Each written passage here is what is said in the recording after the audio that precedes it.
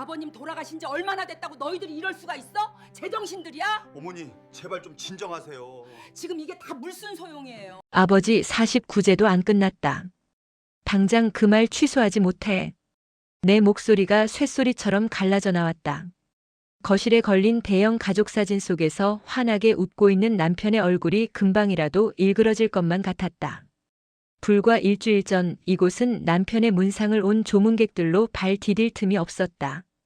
국화꽃 향기와 사람들의 낮은 위로가 안개처럼 자욱했던 공간에 이제는 아들의 냉정한 말들이 비수처럼 날아와 박혔다. 어머니, 진정하고 들으세요. 이게 가장 현실적인 방법입니다. 이 집 어머니 혼자 사시기엔 너무 크고 관리도 힘들어요. 상속세 문제도 있고요. 정리하고 아담한 곳으로 옮기시는 게. 아들 지훈이는 언제나처럼 이성적인 표정으로 나를 설득하려 들었다. 40살이 된 아들은 아버지를 쏙 빼닮았다. 과묵하고 성실하고 늘 모든 일에 합리적인 답을 찾으려 애쓰는 모습까지도. 하지만 지금 아들의 입에서 나오는 말들은 남편에게서는 단 한 번도 들어본 적 없는 차가운 계산뿐이었다. 오빠, 그만해. 어떻게 지금 엄마한테 그런 말을 할 수가 있어? 내 옆에 앉아 어깨를 감싸주던 딸 서연이가 눈을 흘기며 지훈이를 막아섰다. 딸의 온기가 아니었다면 나는 아마 그 자리에서 쓰러졌을지도 모른다. 서연아, 넌 감정적으로만 생각하지 마. 아버지가 남기신 회사 지분이며 부동산이며 정리할 게 한두 가지가 아니야. 마냥 슬퍼만 하고 있을 순 없다고. 슬퍼만 하고 있다니? 아빠가 돌아가신 지 이제 겨우 열흘 지났어. 오빠한테는 아빠의 죽음이 그냥 정리해야 할 서류 뭉치로밖에 안 보여. 남매의 언성이 높아지는 것을 들으며 나는 눈을 질끈 감았다. 30년 넘게 살아온 이 집. 지훈이와 서연이가 태어나고 자란 곳. 남편의 손때가 묻지 않은 곳이 없는 이 공간을 정리해야 한다니. 마치 내 인생 전부를 지우개로 지워버리자는 말처럼 들렸다. 남편이 사라진 세상은 이미 거대한 구멍이 뚫린 듯 허전한데 아들은 그 구멍을 시멘트로 메워버리자고 하고 있었다. 그만들 해라. 내가 힘겹게 입을 열자 두 아이가 입을 다물었다. 나는 천천히 자리에서 일어났다. 한평생 누구에게도 큰 소리 한 번 내본 적 없던 나였다. 하지만 지금은 그래야만 했다. 오늘은 돌아가거라. 너희 아버지의 향기가 아직 이 집에 가득한데 돈 얘기는 단 한마디도 듣고 싶지 않다. 여긴 내 집이고 내 남편과의 추억이 서린 곳이야. 팔지 않아. 내 단호한 말에 지훈이는 무어라 더 말하려다 서연이의 눈짓에 결국 한숨을 쉬며 일어섰다. 현관문이 닫히고 아이들이 떠나자 집안은 거짓말처럼 고요해졌다. 나는 힘없이 소파에 주저앉았다. 거실 벽에 걸린 가족 사진이 나를 내려다보고 있었다. 5년 전 남편의 칠순을 앞두고 온 가족이 모여 찍은 사진이었다. 무뚝뚝한 남편이 사진작가의 요청에 어색하게 웃으며 내 어깨를 감싸 안았던 그 순간의 감촉이 아직도 생생했다. 당신은 지금 이 상황을 보면 뭐라고 할까? 여보, 당신이 없으니 저 아이가 벌써부터 나를 늙고 힘없는 노인 취급해요. 마음속으로 남편을 부르짖자 눈물이 왈칵 쏟아졌다. 며칠을 뜬 눈으로 보냈다. 남편의 부재는 시간이 지날수록 더욱 선명한 현실이 되어 나를 짓눌렀다.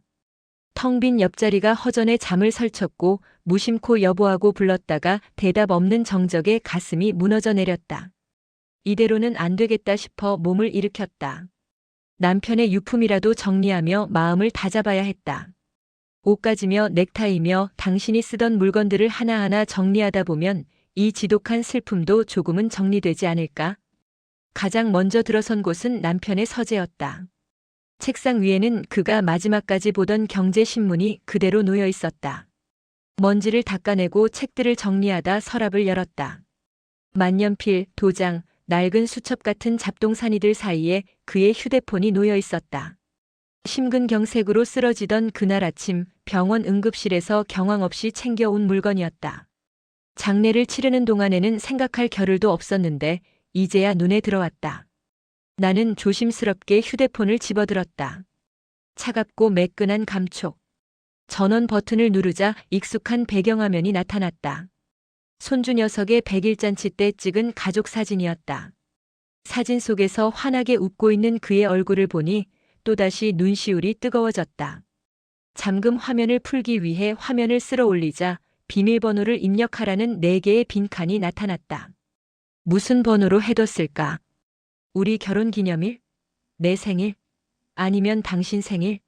생각나는 숫자들을 차례로 눌러봤지만 휴대폰은 번번이 틀렸다는 메시지만을 보여주었다.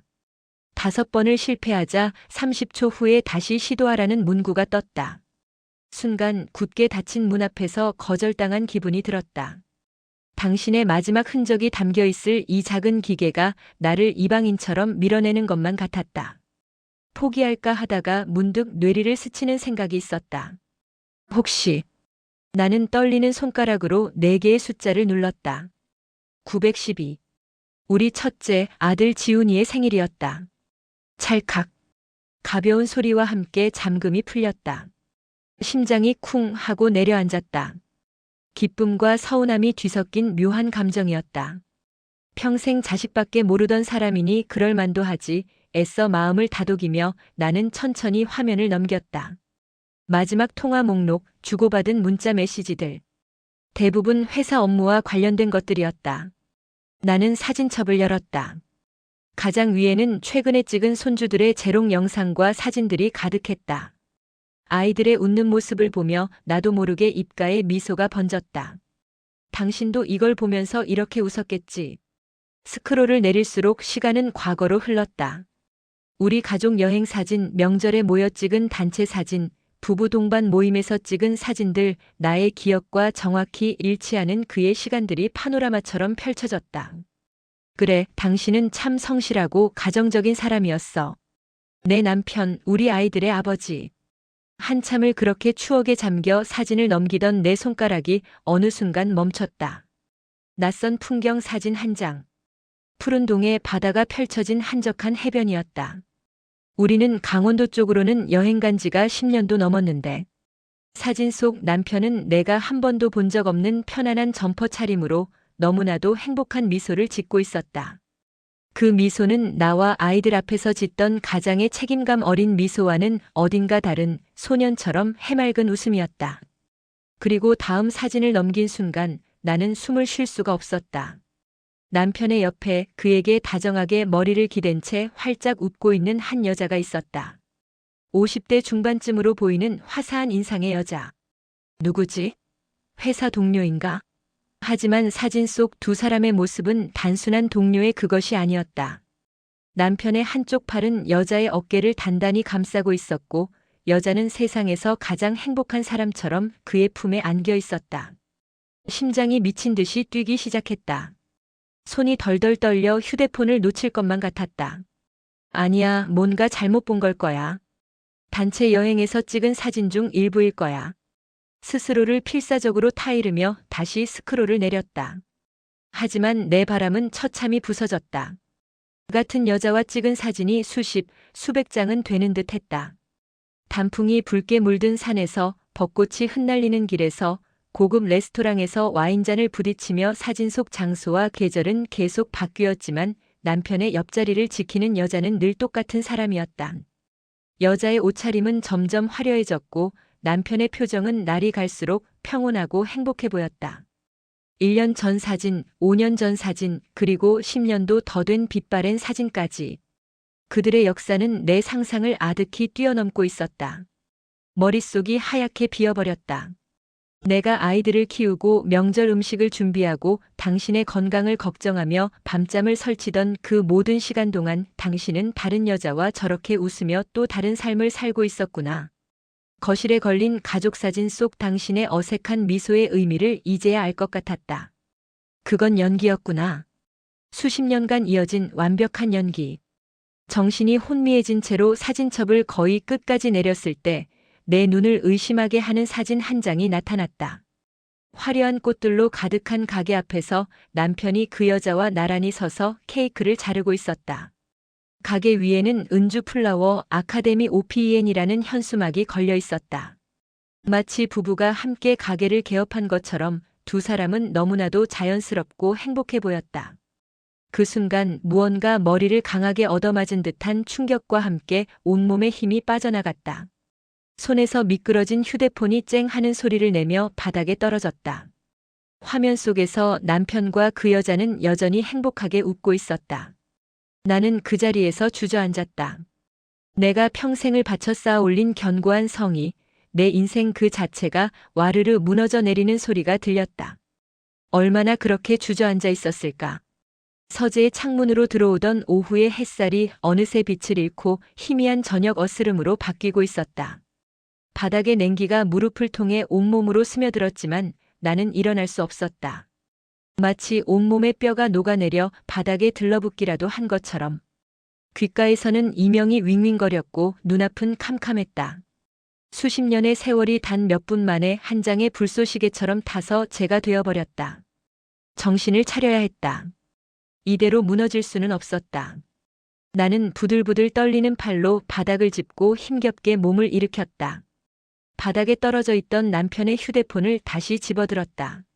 화면은 꺼져 있었지만 그 차가운 유리 감촉만으로도 심장이 얼어붙는 것 같았다. 다시 전원을 켜자 나를 비웃기라도 하듯 환하게 웃는 남편과 그 여자의 얼굴이 나를 맞았다. 나는 애써 그 사진을 외면하며 메시지함을 열었다. 은주 씨. 수백 개의 메시지가 쌓여 있었다. 스크롤을 내리는 손가락이 분노로 떨렸다. 오늘 점심은 먹었어요? 바쁘다고 거르지 말고 꼭 챙겨 먹어요. 당신이 골라준 넥타이 메고 나왔는데 다들 잘 어울린다고 하네. 역시 당신 안목은 최고야. 속초 바다는 여전히 좋더군. 다음엔 꼭 같이 갑시다. 가게 계약금 보냈으니 확인해봐요. 당신 꿈을 이뤄주는 게 내 마지막 소원이야. 지극히 일상적이고 다정한 대화들. 나와는 단 한 번도 나눠본 적 없는 종류의 것이었다.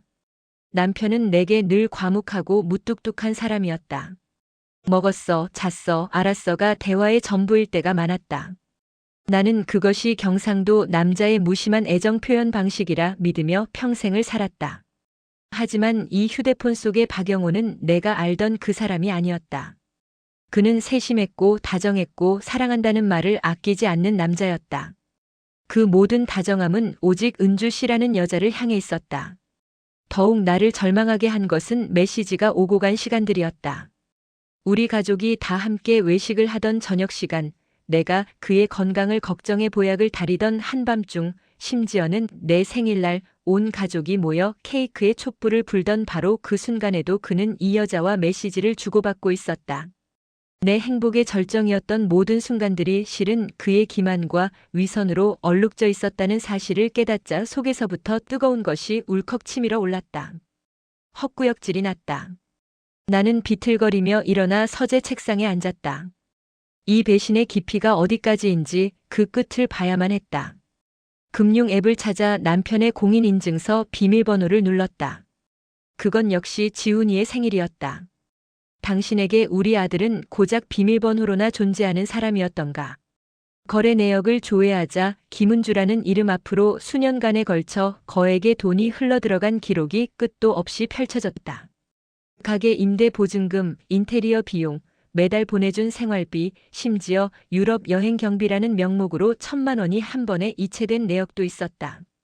그 돈은 당신 혼자만의 돈이 아니었다. 내가 평생 허리띠를 졸라매고 아이들 학원비 하나라도 아끼려 콩나물 값을 깎으며 악착같이 모은 우리 가족의 돈이었다. 내 피와 땀이, 내 청춘이 저 여자의 화려한 꽃집과 해외여행을 위해 고스란히 바쳐졌다는 생각에 눈앞이 캄캄해졌다. 나는 더 이상 참을 수 없었다. 떨리는 손으로 딸 서연이에게 전화를 걸었다. 엄마, 이 시간에 웬일이야? 저녁은 먹었어? 딸의 밝은 목소리를 듣는 순간 둑이 터지듯 눈물이 쏟아졌다. 서연아, 서연아. 엄마, 왜 그래? 무슨 일이야? 오빠가 또 뭐라고 했어? 내 울음소리에 놀란 딸이 다급하게 물었다. 나는 울음을 삼키며 겨우 입을 열었다. 아니, 그게 아니야. 내 아버지가. 나는 휴대폰을 통해 알게 된 모든 사실을 쏟아냈다. 수화기 너머로 서연이의 숨소리가 점점 거칠어지는 것이 느껴졌다. 내 이야기가 끝났을 때 한동안 아무 말도 없던 서연이가 낮은 목소리로 말했다. 그 쌍년 어디야? 엄마, 그 가게 어디야? 딸의 목소리에는 나보다 더한 분노가 서려 있었다. 엄마, 당장 그리로 가자. 가서 머리끄덩이라도 잡고 어떻게 우리한테 이럴 수가 있어. 아니다, 서연아. 너는 애들도 봐야 하고 이건 내 문제야. 내가 해결해야 해. 엄마. 괜찮다. 엄마 혼자 갈 수 있어. 그냥 엄마가 너무 바보 같아서 내 목소리라도 듣고 싶어서 전화했다. 서연이를 겨우 진정시키고 전화를 끊었다. 하지만 딸과의 통화는 꺼져가던 내 마음속 불씨에 기름을 부은 격이 되었다. 그래, 이대로 주저앉아 울고만 있을 수는 없다. 내 눈으로 직접 확인해야겠다. 내 남편의 수십 년을 훔쳐간 여자가 어떤 얼굴을 하고 있는지, 내 인생을 짓밟고 어떤 화려한 삶을 살고 있는지. 나는 다시 휴대폰을 들고 주소록을 열었다. 우리 가게라고 저장된 이름을 눌렀다. 경기도의 한 신도시 주소가 나타났다. 낯선 지명이었지만 망설이지 않았다. 나는 외투를 걸치고 남편의 차 키를 집어들었다. 결혼하고 30년 만에 처음으로 남편에게 행선지를 알리지 않고 집을 나서는 길이었다. 어둠이 내린 도시의 도로를 얼마나 달렸을까? 내비게이션이 목적지에 도착했다는 안내를 했다. 번쩍이는 상가 건물들이 즐비한 내가 사는 낡은 동네와는 전혀 다른 세상이었다. 건물 2층, 통유리 너머로 환한 불빛이 새어나오는 곳에 은주 플라워 아카데미라는 간판이 보였다. 나는 주차장에 차를 세우고 한참을 그곳을 올려다보았다. 심장이 발소리에 맞춰 쿵쿵 울렸다. 지금이라도 돌아갈까? 하지만 이미 내 발은 엘리베이터를 향하고 있었다. 띵 하는 소리와 함께 2층의 문이 열리자 짙은 꽃향기가 확 끼쳐왔다. 향수처럼 인위적이고 머리가 아플 정도로 강렬한 향이었다. 유리문을 열고 안으로 들어서자 클래식 음악이 잔잔하게 흐르는 화사하고 넓은 공간이 나타났다. 벽면 가득 채운 생화와 고급스러운 화분들, 중앙에 긴 테이블에 놓인 우아한 꽃꽂이 작품까지. 평생을 수수한 살림만 꾸려온 내게는 마치 다른 나라에 온 듯한 이질적인 풍경이었다. 카운터 안쪽에서 한 여자가 전화를 받으며 메모를 하고 있었다. 사진 속에서 본 바로 그 여자 김은주였다. 실물은 사진보다 더 세련되고 우아했다. 목소리는 부드러웠고 몸짓에는 자신감이 넘쳤다. 나와는 모든 것이 달랐다. 나는 평생 남편의 그늘 아래서 조용히 살아온 잡초 같은 사람이었다면 저 여자는 온실 속에서 가장 좋은 걸음과 햇빛만 받고 자란 화려한 난초 같았다. 나는 잠시 입구에 서서 그 여자를 뜯어보았다. 그녀는 전화를 끊고는 인기척을 느꼈는지 고개를 들어 나를 보았다. 어서 오세요. 어떤 꽃 찾으세요? 상냥한 미소였다. 저 미소로 내 남편을 홀렸겠지. 저 부드러운 목소리로 내 남편의 마음을 녹였겠지. 나는 천천히 그녀에게 다가갔다. 꽃을 사러 온 건 아닙니다. 내 목소리는 나도 모르게 차갑게 가라앉아 있었다. 내 분위기가 심상치 않음을 느꼈는지 김은주의 얼굴에서 미소가 살짝 거쳤다. 네? 그럼 무슨 일로? 나는 카운터 바로 앞까지 다가가 멈춰섰다. 그리고 그녀의 눈을 똑바로 쳐다보며 내 인생을 통째로 흔들어버린 그 이름을 입에 올렸다. 박영호 씨 아시죠? 그 이름이 내 입에서 나오는 순간 김은주의 얼굴이 새하얗게 굳어졌다. 그녀의 눈동자가 지진이라도 난 듯 심하게 흔들리기 시작했다. 동요하는 그녀의 얼굴을 보니 모든 것이 명백한 사실임을 다시 한번 확인받는 기분이었다. 나는 마지막 남은 힘을 쥐어짜 내뱉었다. 저는 그 사람 아내입니다. 내 목소리는 메마른 낙엽처럼 바스락거렸다. 하지만 그 한마디는 화려한 꽃들로 가득한 이 공간의 공기를 칼날처럼 베어냈다. 김은주의 얼굴에서 마지막 핏기마저 가시는 것이 보였다. 그녀의 입술이 몇 번 달싹였지만 어떤 소리도 만들어내지 못했다. 수십 년간 상상 속에서만 존재했을 그림자, 남편의 본처가 살과 피를 가진 인간의 모습으로 눈앞에 나타났다는 사실을 온몸으로 거부하는 듯했다. 얼마나 지났을까? 먼저 평정을 되찾은 것은 그녀였다. 역시 평범한 여자가 아니었다. 그녀는 천천히 숨을 골랐다. 지진이 났던 눈동자는 이내 깊이를 알 수 없는 차가운 연못처럼 잔잔해졌다. 그녀는 나를 똑바로 쳐다보며 내가 평생 상상조차 해본 적 없는 말을 꺼냈다. 오셨군요. 언젠가는 한번 뵙게 될 줄 알았습니다. 마치 오래전부터 약속된 손님을 맞는 듯한 태연한 말투. 그 순간 내 머릿속에 무언가가 툭 하고 끊어졌다. 나는 분노를 넘어선 기이한 냉정함에 휩싸였다. 이 여자와 소리를 지르며 머리채를 잡고 싸우는 것은 내 패배를 인정하는 꼴밖에 되지 않으리라. 나는 카운터에 더 가까이 다가섰다. 향수처럼 진동하는 꽃향기가 역겨웠다. 내 남편 장례식엔 왜 안 왔어요? 그렇게 사랑하는 사람이었다면서. 마지막 가는 길은 봐야 할 것 아니에요. 내 비아냥거림에 그녀의 눈썹이 미세하게 떨렸다. 제자리도 아닌 곳에 가서 소란을 피우고 싶지 않았습니다. 그분도 그걸 원치 않으셨을 거고요. 저는 저만의 방식으로 그분을 애도했습니다. 애도? 헛웃음이 터져나왔다. 당신이 할 수 있는 애도라는 게 고작 뭔데? 이 화려한 가게에 앉아 슬픈 척 클래식 음악이나 듣는 거? 당신이 이 가게를 차린 돈, 당신이 걸치고 있는 그 번지르르한 옷, 그게 다 어디서 나온 돈인 줄 알기나 해?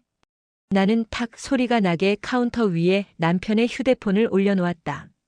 화면에는 여전히 그 여자와 남편이 다정하게 웃고 있는 개업식 사진이 떠 있었다. 김은주의 시선이 휴대폰에 잠시 머물렀다가 다시 내 얼굴로 돌아왔다. 그녀의 눈빛에는 더 이상 당황한 기색이 없었다. 대신 그 자리에는 기묘한 연민과 우월감이 뒤섞여 있었다. 사모님, 돈 얘기가 하고 싶으신 거라면 나중에 변호사를 통해 말씀하세요. 하지만 이것 하나만은 알아주셨으면 합니다. 저 그 사람에게서 돈만 받은 거 아닙니다. 저도 제 모든 걸 주었어요. 제 청춘, 제 마음, 제 인생 전부를요. 내 인생? 내 남편 곁에서 도둑고양이처럼 붙어 산 게 내 인생이야? 사랑이었어요. 김은주가 단호하게 내 말을 잘랐다. 사모님은 이해하지 못하시겠지만 우린 사랑이었어요. 그 사람은 저와 함께 있을 때 비로소 숨을 쉬었어요. 평생을 가장이라는 무거운 갑옷을 입고 살던 사람이 제 앞에서만큼은 모든 걸 내려놓고 소년처럼 웃었어요. 사모님은 그런 모습 본 적 있으세요? 그녀의 말은 날카로운 유리 조각이 되어 내 심장에 박혔다. 소년처럼 웃는 모습. 사진 속에서 보았던 내가 한 번도 본 적 없던 남편의 그 해맑은 얼굴이 떠올랐다. 갑자기 온몸의 피가 차갑게 식는 기분이었다. 나는 평생 남편의 짐을 덜어주기 위해 애쓰며 살았다. 시부모님 병수발을 도맡았고 두 아이를 키워냈으며 까다로운 집안의 대소사를 군소리 없이 챙겼다. 나는 그것이 아내의 역할이고 사랑이라 믿었다. 그런데 저 여자는 내가 남편에게 무거운 갑옷을 입힌 장본인이라고 말하고 있었다. 내가 그의 숨통을 조이고 있었다고. 당신은 아무것도 몰라. 당신이 아는 건 그저 밖에서 보이는 번지르르한 모습뿐이야. 그 사람이 밤새 기침하며 잠 못 이루던 밤들, 사업이 힘들어 술에 취해 들어오던 새벽들, 자식들 걱정에 한숨 쉬던 그늘진 얼굴들, 당신은 그런 건 하나도 모르잖아. 내 목소리가 절규처럼 터져나왔다. 하지만 김은주는 조금도 흔들리지 않았다. 오히려 슬픈 미소를 지었다. 왜 모르겠어요. 그럴 때마다 그 사람이 가장 먼저 찾은 게 저였는데요. 힘들다고 죽고 싶다고 제 어깨에 기대어 우시던 분이었어요. 사모님 앞에서는 차마 보일 수 없었던 약한 모습까지 저는 전부 끌어안았습니다. 그게 저희의 관계였어요. 사모님이 가족이라는 울타리를 지키셨다면 저는 그 사람의 영혼을 지켰다고요. 영혼. 그 단어를 듣는 순간 나는 이 싸움이 무의미하다는 것을 깨달았다. 저 여자는 스스로를 불륜녀가 아닌 구원자로 여기고 있었다. 수십 년간 자기 기만과 합리화로 견고한 성을 쌓아 올린 사람에게 내 상식과 도덕은 아무런 소용이 없었다. 그녀는 진심으로 자신이 남편의 또 다른 가족이라 믿고 있었다.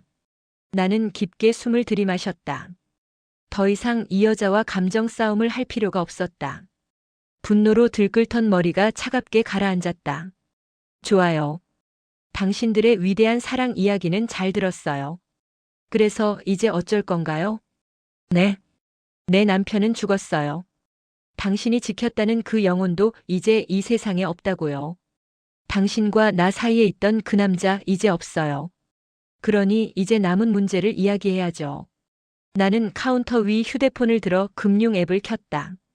그리고 김은주라는 이름 앞으로 이체된 내역들을 화면 가득 채워 그녀의 눈앞에 들이밀었다. 지난 10년간 내 남편 통장에서 당신 이름으로 빠져나간 돈만 5억이 넘어요.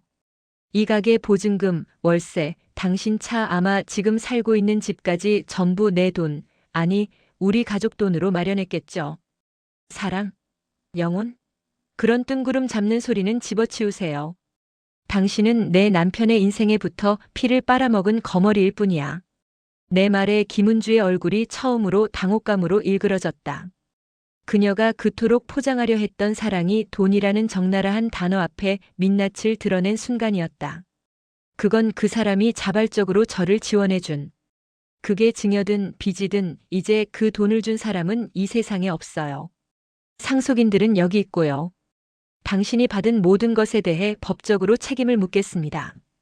당신이 그토록 자랑스러워하는 이 가게, 이 화려한 살. 그게 모두 신기루였다는 걸 곧 알게 될 겁니다. 나는 더 이상 볼 것도 없다는 듯 몸을 돌렸다. 문을 향해 걷는 내 등 뒤로 김은주의 다급한 목소리가 들렸지만 나는 돌아보지 않았다. 가게 문을 열고 나오자 차가운 밤 공기가 폐부 깊숙이 들어왔다. 그제야 나는 내가 숨을 참고 있었다는 것을 깨달았다. 다리가 후들거려 금방이라도 주저앉을 것 같았지만 정신력으로 버텼다. 이 싸움은 아직 끝나지 않았다. 아니, 이제 시작이었다. 집으로 돌아오는 길은 악몽 같았다. 익숙한 거리, 익숙한 풍경들이 모두 낯설게 느껴졌다. 마치 평생을 살아온 내 동네가 아니라 정교하게 만들어진 영화 세트장 속을 달리는 기분이었다. 집 주차장에 차를 세우고 시동을 끄자 칠흑 같은 어둠과 정적이 나를 덮쳤다. 한참을 그렇게 앉아 있었다. 눈물도 나오지 않았다. 모든 감정이 소진되어 버린 텅 빈 껍데기만 남은 기분이었다. 현관문을 열고 들어서자 거실에 환하게 불이 켜져 있었다. 소파에는 지훈이와 서연이가 굳은 얼굴로 앉아 있었다. 내가 전화를 끊은 후 걱정이 된 서연이가 지훈이에게 연락해 함께 온 모양이었다. 엄마, 어디 갔다 이제 와? 전화는 왜 안 받고? 서연이가 달려와 나를 부축했다. 지훈이도 무거운 얼굴로 나를 바라보았다. 어머니 괜찮으세요? 나는 아무 말 없이 소파에 앉았다. 서연이가 따뜻한 물을 한 잔 가져다 주었다. 물잔을 든 손이 미세하게 떨렸다. 만나고 왔어. 그 여자. 내 말에 남매의 얼굴이 굳어졌다. 서연이는 금방이라도 울음을 터뜨릴 것 같은 얼굴로 내 손을 잡았고 지훈이는 딱딱하게 굳은 표정으로 입을 열었다. 그래서요? 가서 뭘 어쩌셨는데요? 이야기를 했지. 어떤 여자인지 어떤 생각으로 내 아버지를 만났는지. 그런 게 다 무슨 소용이에요? 그런 여자랑 말을 섞는다고 뭐가 달라져요? 지훈이의 목소리에는 짜증이 섞여 있었다. 나는 그런 아들을 물끄러미 쳐다보았다. 달라지더구나. 내가 얼마나 바보처럼 살았는지, 내 아버지가 얼마나 철저하게 나를 기만했는지 아주 확실하게 알게 됐어. 오빠, 그만 좀 해. 엄마 힘든 거 안 보여? 서연이가 지훈이를 쏘아붙였다. 지훈이는 마른 세수를 한 번 하더니 옆에 놓아두었던 서류 가방에서 파일을 하나 꺼냈다. 어머니 서연아. 우리 이제 감정적인 대응은 그만합시다. 제가 급하게 알아봤습니다. 지훈이는 파일을 펼쳐 거실 테이블 위에 올려놓았다. 변호사 사무실의 로고가 박힌 서류들이었다. 아버지 유산 관련해서 상속 문제를 처리해야 합니다. 그런데 이 문제가 불거지면 아주 복잡해져요. 그 여자가 소송이라도 걸면 아버지의 사회적 명예는 물론이고 회사에도 타격이 갑니다. 최악의 경우 상속 재산의 일부를 그 여자에게 줘야 할 수도 있어요. 뭐? 오빠, 지금 그게 할 소리야? 아빠 명예? 돈? 지금 그게 중요해? 엄마 인생은? 서연이가 벌떡 일어나 소리쳤다. 하지만 지훈이는 눈 하나 깜짝하지 않고 말을 이었다. 그러니까 하는 말이잖아. 가장 좋은 방법은 조용히 덮는 겁니다.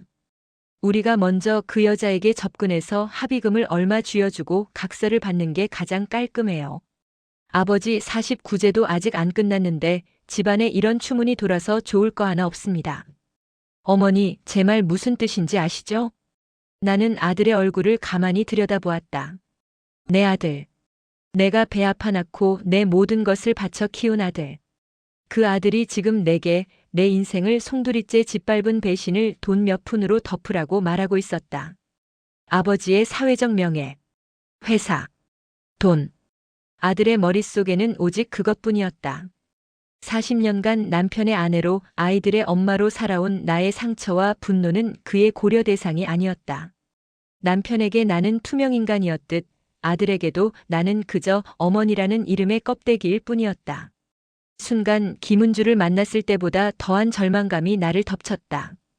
남편의 배신은 내 과거를 무너뜨렸지만 아들의 이성적인 폭력은 내 남은 미래마저 부정하는 것 같았다. 아버지 49제도 안 끝났다. 당장 그 말 취소하지 못해.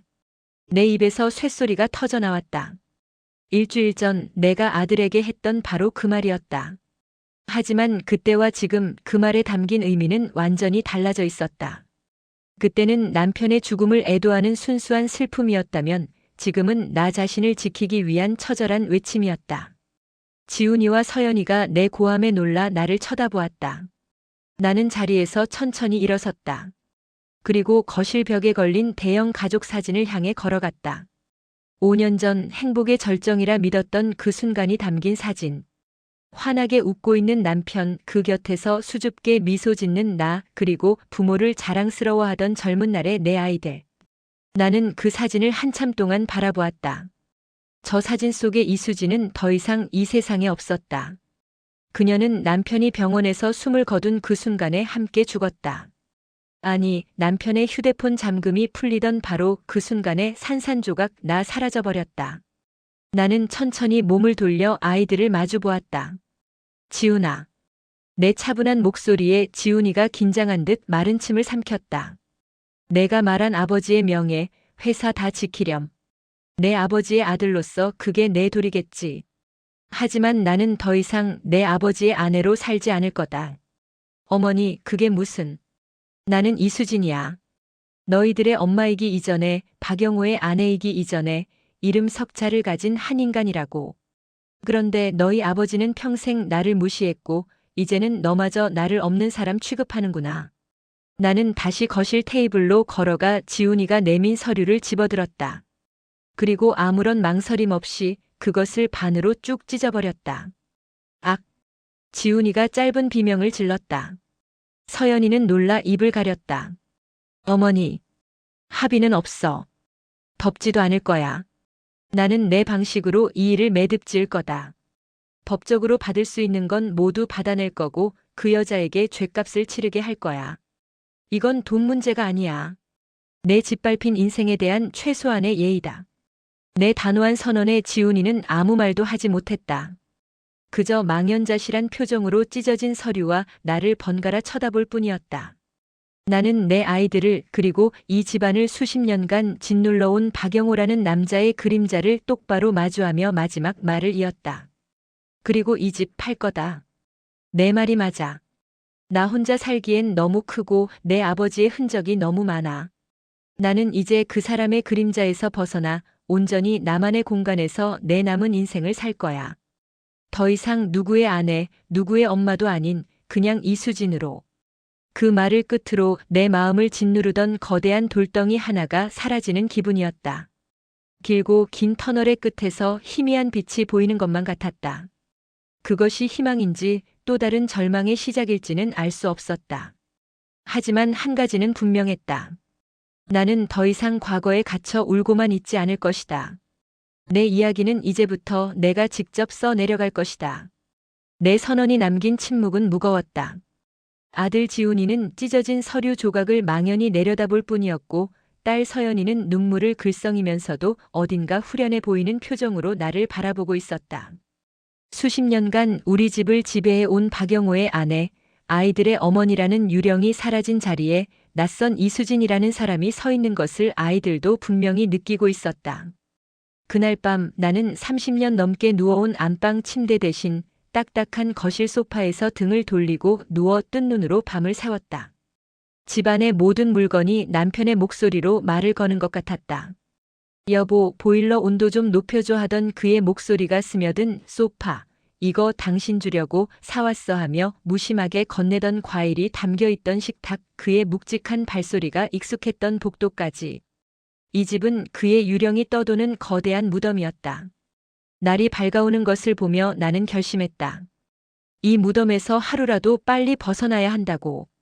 다음 날 아침 나는 인터넷을 뒤져 여성 변호사가 운영하는 법률사무소에 전화를 걸었다. 며칠 후 찾아간 사무실에서 만난 50대 초반의 변호사는 차분한 눈으로 내 이야기를 들어주었다. 남편의 휴대폰을 발견한 순간부터 김은주를 만났던 날의 대화, 그리고 아들과의 다툼까지.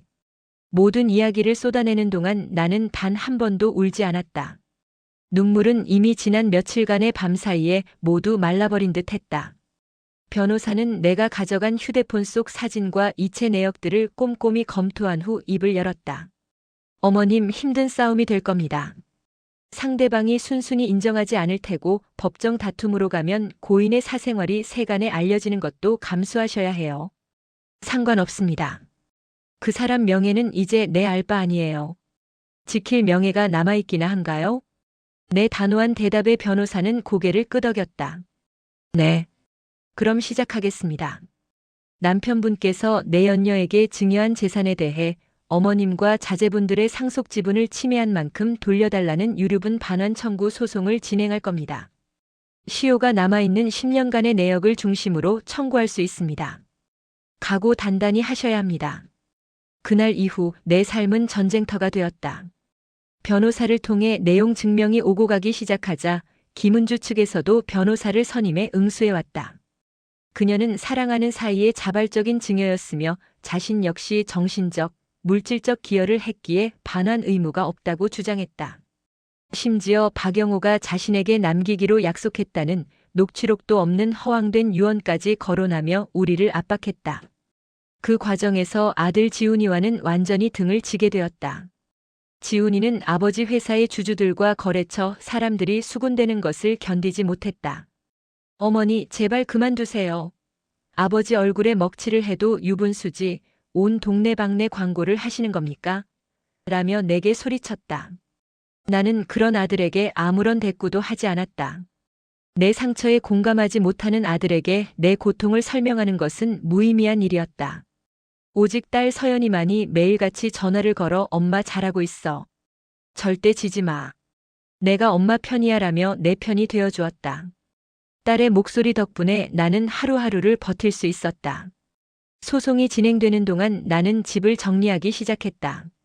부동산에 아파트를 내놓고 이삿짐 센터를 불렀다. 30년 넘게 쌓인 살림살이는 끝이 보이지 않는 과거의 퇴적층 같았다. 남편의 옷과 물건들을 가장 먼저 검은 비닐봉지에 쓸어 담았다. 그의 서재에 있던 수많은 책과 상패들, 골프채, 낚싯대, 한때는 그의 성실함과 성공의 증거라고 자랑스러워했던 모든 것들이 이제는 위선과 기만의 증거품처럼 보였다. 나는 그것들을 미련 없이 버렸다. 거실 벽에 걸려있던 대형 가족 사진을 내릴 때였다. 육중한 액자를 드러내는 순간 벽지가 액자 모양 그대로 하얗게 남아있었다. 수십 년의 세월 동안 빛과 먼지에 그을린 다른 벽과 달리 오직 그 자리만이 시간을 비껴간 듯 새하얀 속살을 드러내고 있었다. 마치 우리 가족의 행복이라는 것이 저렇게 얄팍한 액자 하나로 가려놓은 거짓된 공간에 불과했다고 말하는 것 같았다. 나는 그 사진을 망치로 부숴버리고 싶은 충동을 가까스로 참아냈다. 아이들 방을 정리하고 마지막으로 내 물건들이 쌓여있는 베란다 창고를 열었다. 결혼할 때 가져온 낡은 자개장 위에는 먼지를 뒤집어 쓴 상자들이 겹겹이 쌓여 있었다. 그중 하나를 열자 빛바랜 앨범과 낡은 책 몇 권이 나왔다. 젊은 시절 내가 필사하며 읽었던 시집들, 끄적이다 만소설 원고 뭉치, 그리고 작은 벨벳 상자 하나가 눈에 띄었다. 떨리는 손으로 상자를 열었다. 그 안에는 내가 대학 시절 문학상 상금으로 샀던 낡은 만년필이 들어있었다. 짙은 와인색 몸체에 금빛 펜촉이 박힌 내 청춘의 꿈과 자부심이 담겨있던 물건. 결혼하고 아이들을 키우며 까맣게 잊고 살았던 내 분신이었다. 나는 조심스럽게 만년필을 꺼내들었다. 차갑지만 익숙한 감촉이 손바닥에 전해졌다. 그 순간 나는 잊고 있던 내 안에 어떤 단단한 심지가 되살아나는 것을 느꼈다. 그래, 나 이수지는 원래 글을 쓰던 사람이었지. 나에게도 나만의 이야기가 있던 사람이었지. 남편의 49제가 지났다. 나는 장례 후 처음으로 경기도 외곽에 있는 가족 납골 땅을 홀로 찾았다. 남편의 유골함이 안치된 작은 유리창 앞에 섰다. 활짝 웃는 영정사진은 여전히 인자한 가장의 얼굴을 하고 있었다. 나는 국화꽃 한 송이를 내려놓았다. 김은주의 가게에서 파는 화려한 꽃다발이 아닌 길가 노점에서 산 소박한 꽃이었다. 여보, 나왔어요. 나는 유리창에 손을 대고 나지막이 속삭였다. 당신한테 할 말이 있어서 왔어요. 나는 당신을 용서하지 않을 거예요. 당신이 내게 준 배신감과 내 청춘을 훔쳐간 죄를 평생 잊지 않을 겁니다.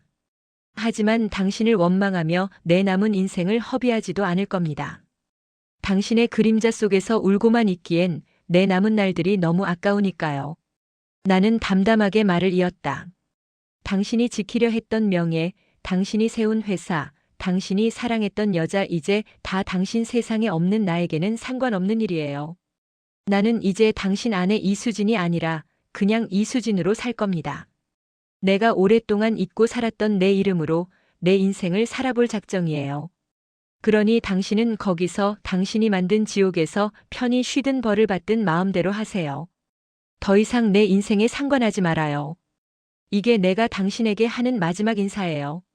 말을 마치고 돌아서는 내 발걸음은 이상하리만치 가벼웠다. 수십 년간 나를 짓누르던 무거운 족쇄가 풀려나는 기분이었다.